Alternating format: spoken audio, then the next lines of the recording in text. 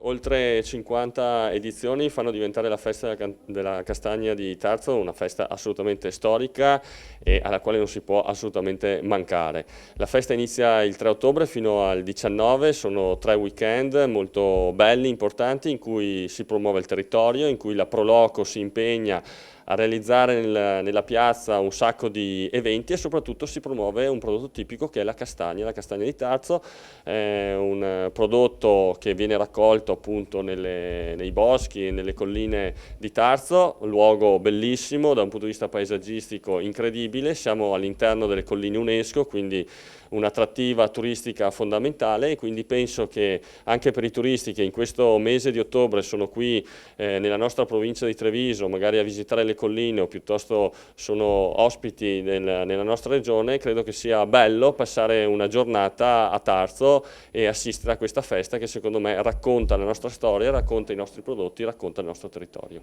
Come si può valorizzare ancora di più questo prodotto locale di eccellenza che è la castagna? Ha una promozione ormai storica, quindi secondo me a questo punto potremmo anche pensare che la castagna possa ambire magari a un piccolo riconoscimento a livello comunale, una denominazione di origine comunale, le cosiddette DECO, e credo che questa possa essere una buona idea per continuare a valorizzare questo prodotto. Nasce circa 53 anni fa e l'idea era proprio di chi allora ebbe questa intuizione, quella di cucinare le castagne per allora sostenere la loro polisportiva. La polisportiva faceva delle attività per i bambini, attività sportive principalmente. L'idea è proprio cucinare quelle castagne, sostenere l'attività della polisportiva per poter dare ai ragazzi delle opportunità in più. Ovviamente da allora le cose sono un po' cresciute, la visione si è ampliata anche con un'attività culturale, penso alla mostra fotografica o al concorso fotografica, si passa attraverso tante passeggiate, sia quella naturalistica che quella alla via dei murales, quindi abbiamo tantissime opportunità. Ovviamente il nostro territorio adesso siamo in pieno core zone, quindi patrimonio UNESCO, e abbiamo gente che arrivano da tutto il mondo. Il 4-5 ottobre andrà in scena Lo spirito degli antichi sapori, nato per far conoscere i mestieri ai ragazzi,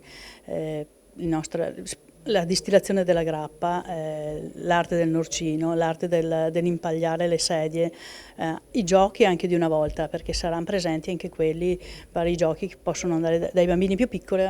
ai ragazzi, diciamo. Questo per ricordare le tradizioni, ricordare le origini, ricordiamo chi siamo e